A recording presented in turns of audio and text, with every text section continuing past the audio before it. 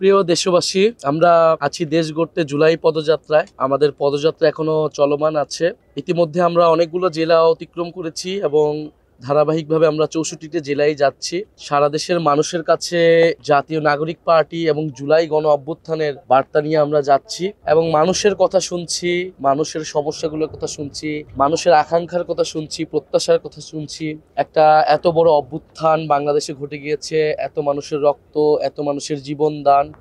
এরপরে আসলে একটা বছর পার হয়েছে। বাংলাদেশের মানুষ আসলে কতটুকু পরিবর্তন দেখতে পেলো, কতটুকু পরিবর্তন তারা প্রত্যাশা করেছিল এবং এখনো প্রত্যাশা করে।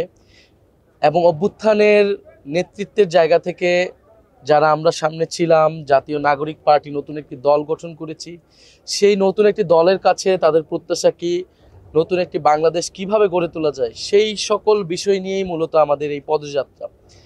আমরা জুলাই গণ অভ্যুত্থানের এই যে এক বছর হলো, সেই এক বছরকে স্মরণ করতে এবং সামনের দিনগুলোতে নতুন করে আমাদের যে কমিটমেন্ট সেটি দিতেই মূলত রাস্তায় নেমেছি, রাজপথে নেমেছি। আমরা আমাদের সীমাবদ্ধতার কথা বলছি, আমাদের ভুল ত্রুটির কথা বলছি। আমরা আসলে কোন বাস্তবতায় ছিলাম, কোন আকাঙ্ক্ষা থেকে আমরা গণ অভ্যুত্থান করেছিলাম, নেমেছিলাম, এবং কেন আসলে আমরা বিভিন্ন জায়গায় সফল হইতে পারিনি। এই বাস্তবতাগুলো আমরা মানুষের সামনে তুলে ধরছি। আমরা যেটা বলার চেষ্টা করছি যে এই যে গণ অভ্যুত্থান হয়েছিল, আমরা সবাই জানি যে 16 বছর একটা সরকার কিভাবে দমন পীড়ন করে, ভোটাধিকার হরণ করে, গুম খুন করে টিকেছিল। এবং একটা ন্যায্য দাবিতে, যখন চাকরির দাবিতে আপনার সন্তানেরা রাজপথে নেমেছিল, দেশের তরুণরা রাজপথে নেমেছিল, সে আন্দোলনে দমন পীড়ন চালানো হয়েছিল, নারীদের উপরে দমন পীড়ন চালানো হয়েছিল।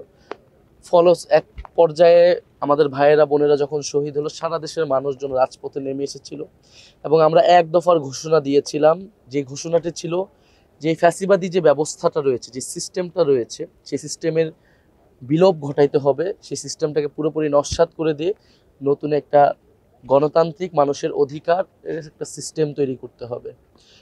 তো আমরা শেখ হাসিনার সরকারের পতন দেখেছি, কিন্তু সেই সিস্টেমের পতন আসলে ঘটেনি। আমরা এই কথাটাই বলছি, সেই সিস্টেমের পতনটা ঘটাতে হবে। যে সিস্টেম দুর্নীতিবাজদের প্রশ্রয় দেয়, সেই সিস্টেম মাফিয়াদের সমর্থনে টিকে থাকে, যেই সিস্টেম সমাজে বৈষম্য তৈরি করে রাখে, যেই সিস্টেম মানুষের মানবিক মর্যাদা নিশ্চিত করতে পারে না, যেই সিস্টেম বৈদেশিক শক্তির কাছে নতজানু হয়ে থাকে, দেশের মর্যাদা নিশ্চিত করতে পারে না।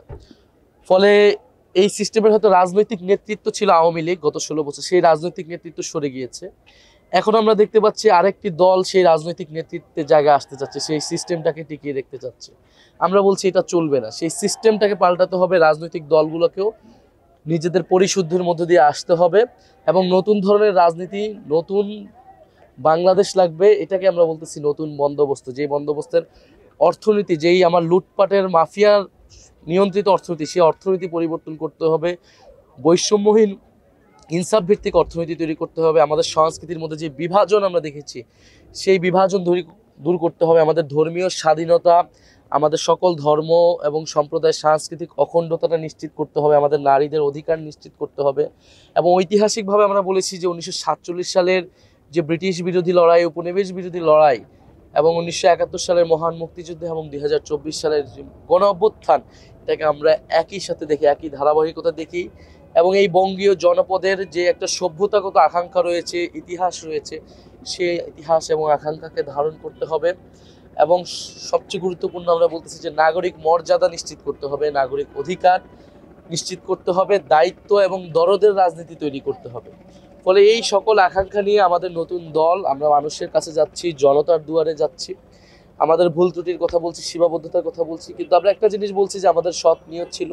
আমরা কখনো আপোষ করিনি, আমরা কখনো লোভ করিনি। আমরা শেখ হাসিনার সময়ও আমরা সেই সময় অনেক নির্যাতনের মধ্য দিয়ে আন্দোলনকে চালিয়ে নিয়ে গেছিলাম। গণ অভ্যুত্থানের পরে বারবার আমাদেরকে নানাভাবে আমাদের বিরুদ্ধে প্রোপাগান্ডা করা হয়েছে। এই যে এস্টাবলিশমেন্ট, সে কোনোভাবেই চায় না এই যে ছাত্র বা তরুণ একটা শক্তি উত্থান ঘটুক। ফলে নানা ধরনের প্রোপাগান্ডা চালানো হয়েছে। এখনো মিডিয়া নিয়ন্ত্রিত, গণমাধ্যমের স্বাধীনতা নিশ্চিত হয়নি। এখন আবার নতুন করে ভয়ের সংস্কৃতি তৈরি হচ্ছে। আর সবচেয়ে বড় যে সমস্যা, চাঁদাবাজ, সন্ত্রাস আমরা চারিদিকে দেখতে পাচ্ছি এবং দেশকে আবার নানাভাবে বিভাজন করার চেষ্টা করা হচ্ছে। আমরা এই সব কিছু থেকে উত্তরণ চাই এবং সেই জন্যই জাতীয় নাগরিক পার্টি কাজ করবে।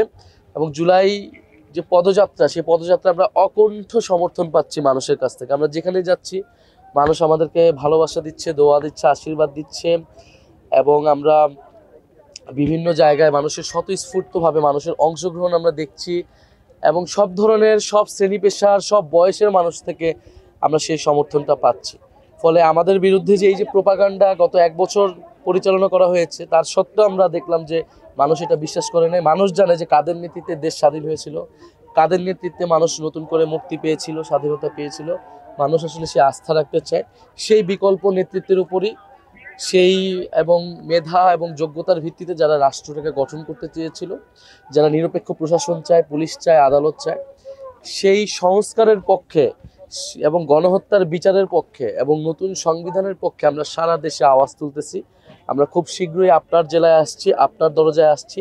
আপনি দেশ গড়তে জুলাই পদযাত্রায় যোগ দিন।